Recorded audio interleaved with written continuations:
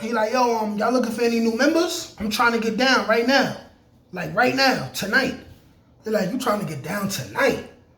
They're like, yo, we don't even know you. Like what they do, sitting with the crew, had to get some food. I see you looking like you do. Had to make a move. Feel like gotta groove in a Jimmy Choo's. Break the rules, no you're not a fool, but I'm in the mood. Peace and love, y'all. It's Nate Almighty, aka the Global Dark Skin Ambassador, man. Global Dark Skin Ambassador, man. Welcome to my channel. If you new, hit subscribe right now because you in for a legendary Rikers Island story. Welcome back to Rikers Island Stories. This is a story about a brother from Queens who came to Rikers Island new, meaning new like he was brand new to the island for the first time. He knew all about the island from an older brother of his. He knew he was gonna be sitting down for a while. So what that man decided to do was come in and utterly be a gangster and get himself situated early on, okay? So, this is Rikers Island, 2008. I think this was Tulane.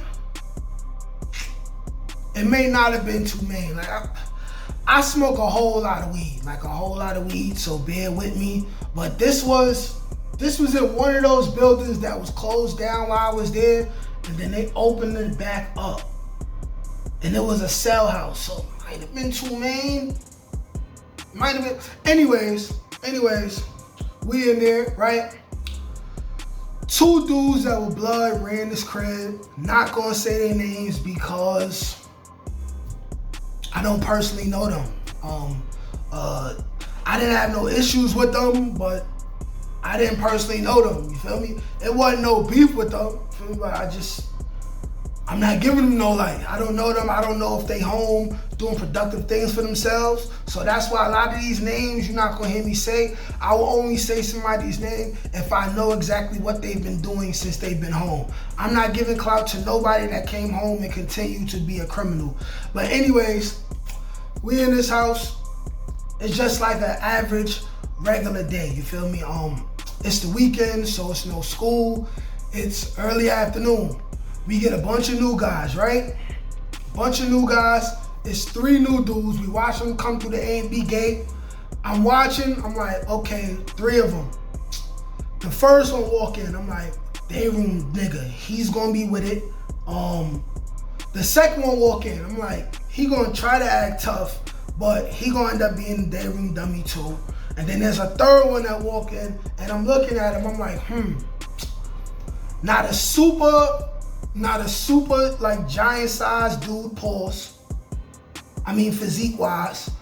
Not the biggest physical threat, but however, the brother did look athletic. He wasn't a smaller dude. I'm looking at him and he just seemed to have like a fire in his eyes. Like a seriousness. And when I say seriousness, I mean this, you know what I'm saying? Like I do a lot of like comparing a lot of things that happen to me on Rikers Island, and like I compare the rivalry between the Bronx and Brooklyn as like Vegeta versus Goku. So here's another Dragon Ball Z reference.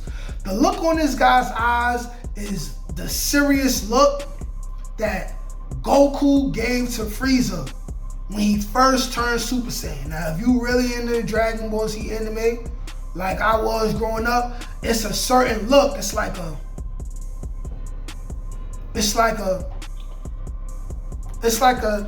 a seriousness in his face, you know what I'm saying? And I'm looking at him, I'm like, this one right here, different, man. This is a different type of dude. This is definitely a different type of dude right here. You feel me?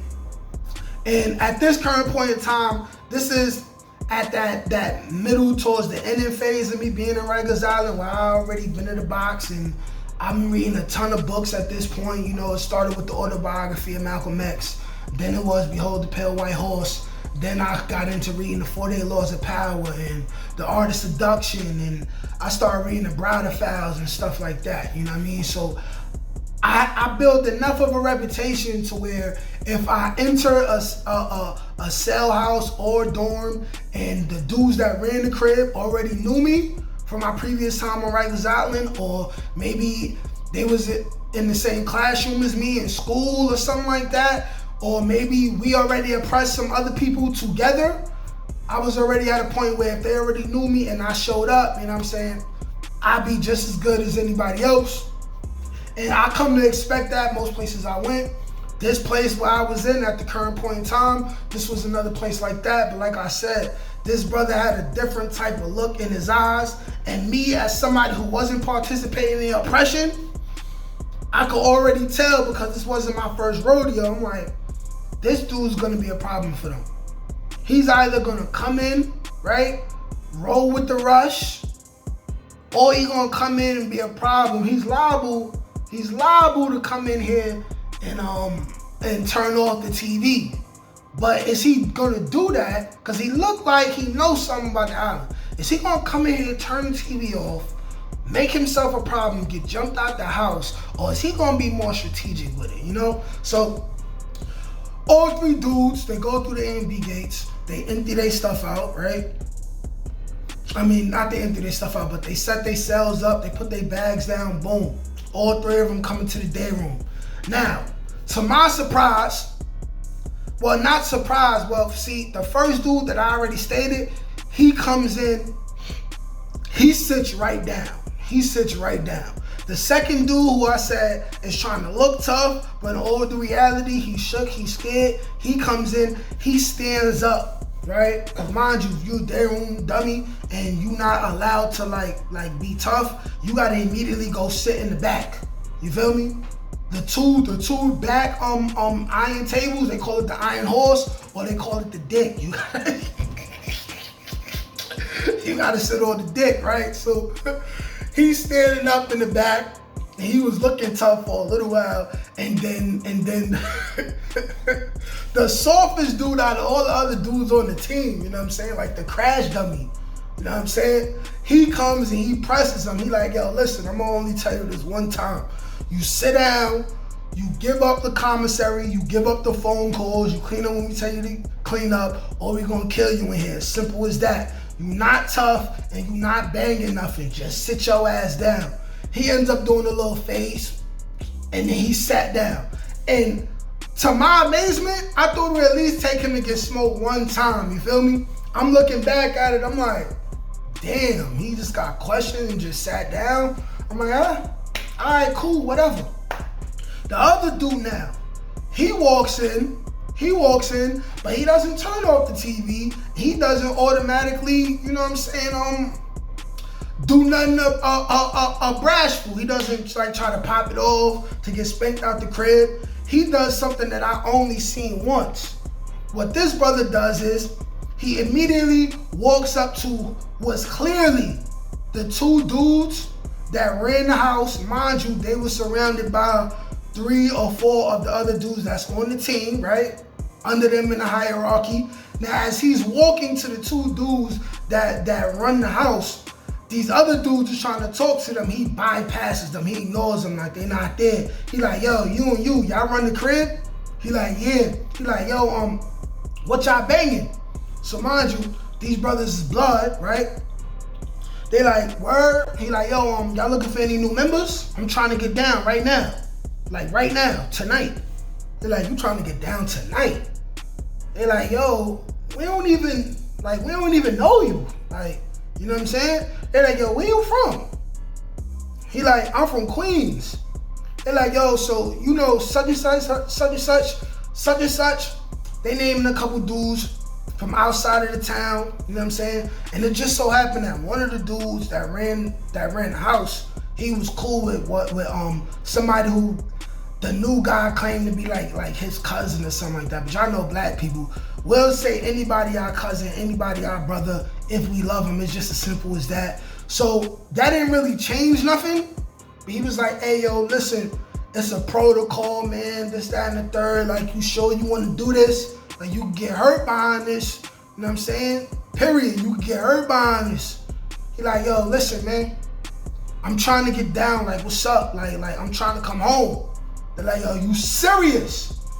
They serious. you serious? He like, yeah. Like, how many times I gotta say it? Like, I bet we gonna give you a shot. But before that, we gonna go to law library and we gonna do a little bit of research on you. And if you ain't known in here to be no rat, if you wasn't already crip before you came in here, you good, right? So, boom. A couple hours pass, they go to law library, they come back. They like, all right, dude, we did some research on you. Nobody knows you like that in here, but at the same time, nobody knows you to be a rat. And I feel like you kind of tough, so this is what we gonna do.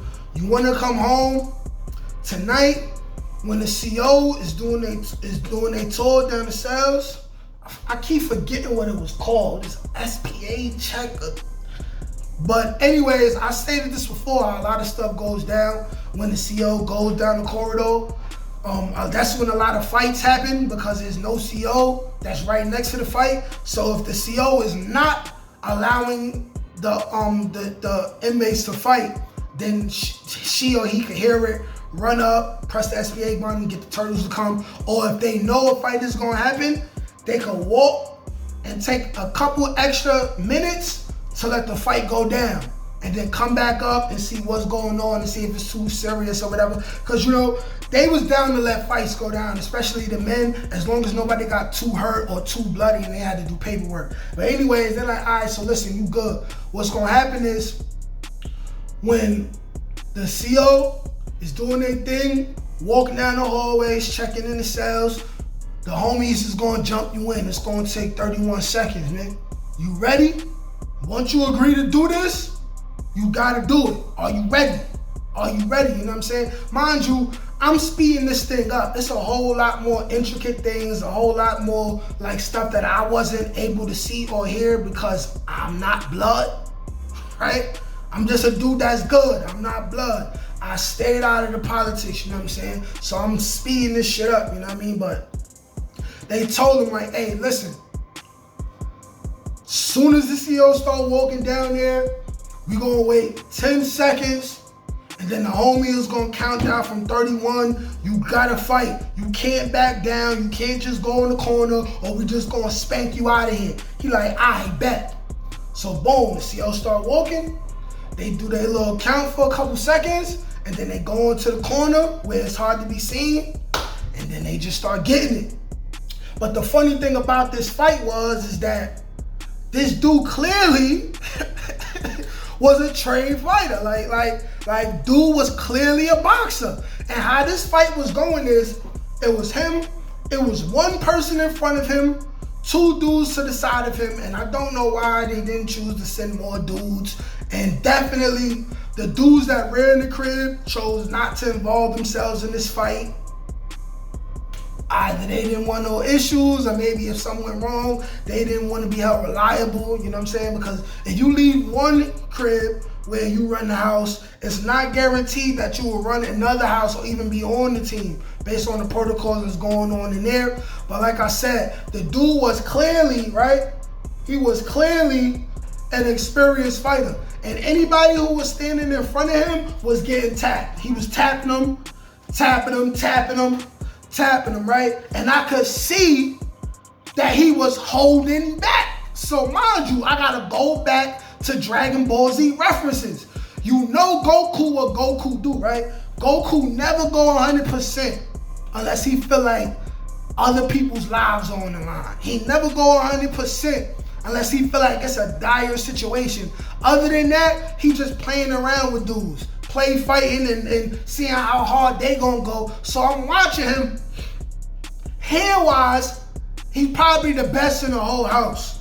Anybody that's in front of him, he tagging them. They not hitting them. He tagging them, jabbing them, right? Hitting them with crosses, hooks, all type of stuff. At the same time, he getting decked side to side by two other dudes and ignoring it. And believe me, they're trying to hurt him bad. They trying to hurt him bad. A couple of these dudes is connecting and he eating it, you know what I'm saying? And what seemed to be a fight that was 5 minutes, really was only 31 seconds, and then they broke it up. He had a little bit of a cookie on his eye, but he busted the nose of one dude, right? And busted the lip of another dude, but it wasn't too bad, you know what I'm saying? This was more of the calmer gang initiations.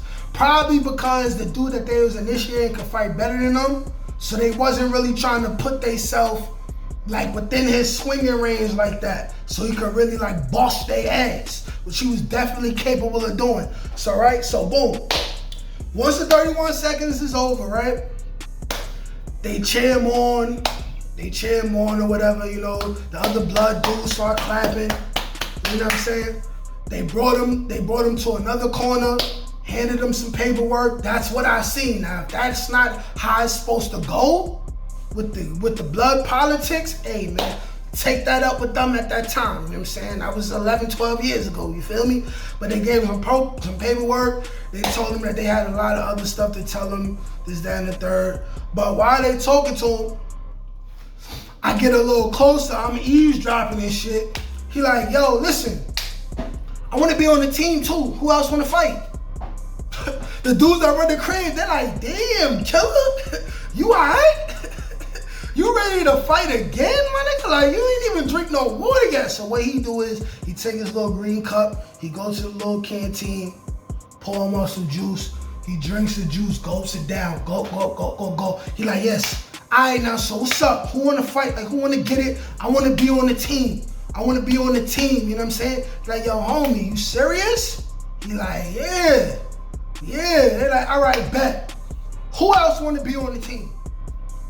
Another blood dude that already had been in the house for like 2 weeks already, but he wasn't on the team yet. I guess he was waiting for his opportunity. He says, yo, I want to be on the team. Mind you, the CO should have been already back at the front, but he was not at the front. He was taking his slow, sweet time on purpose. Mind you, this fight has already been wrapped up in less than a minute, mind you. And him saying he ready to fight and be on the team and climb up another rank on top of being a brand new blood, never seen this before. Dudes be out of weight, out of shape and breathing all extra heavy after fights. Trust me, I've been there myself.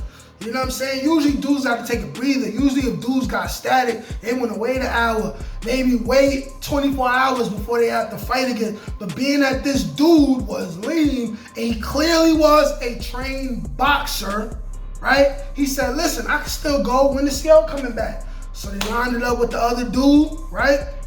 The fight was like this. Hey, yo, listen, so y'all gonna fight till either the CO catch y'all, somebody give up, right? Or somebody start bleeding way too much, you know what I'm saying? So this fight ends up being an even quicker fight. They fighting. The other dude is just swinging all wild and shit, right? Swinging all wild, missing. The dude is easily weaving, and all he does is one of these. Boop! Taps nigga on the chin, nigga hits the floor. Boom. Hits the floor, straight on his face. The guys pick him up. Crazy, nigga was not knocked out. I don't know what kind of like super magical powers this guy got. It looked as if he meant to tap him and make him fall, but wanted to like not knock him out. Like, I know this sounds very entertaining. I know I'm saying certain words, right, to make it sound a certain way, but this legit happened, right? Legit happened. So once they picked the dude up, they asked him if he wanted to go again, right? He was like, nah, I'm good. You got it. So with that being said, the dude climbed up from being a 550, right, which is what they call neutral dudes, to turning blood, to having another one-on-one fight, and then becoming a team member, right? Which is the one level under running the crib, right? And this all happened in literally between 1 to 3 minutes. Dude fought 4 niggas. Yeah, four dudes beat them all up. One, simple as that. And they put him on the team. Later on, when we all locking in, I'm talking to the dude. I'm like, yo, bro, let me introduce myself. You know what I'm saying? I'm Nas, because that was my name in Rikers Island and shit like that. I'm like, yo, bro, you could fight. You ain't have to turn blood, man. Why you came in here like that? He like, yo, listen, man. My brother told me all I needed to know about Rikers Island. He came in here neutral and he had to go through it. You know what I mean? Way more than he needed to. I'm gonna be here for a while. I done violated probation with a gun charge. I was already on probation for a robbery. I'm doing at least 7. I might as well make myself comfortable while I'm here. I'm like, bet, respect. And that's how that story went. Like, share, comment, subscribe.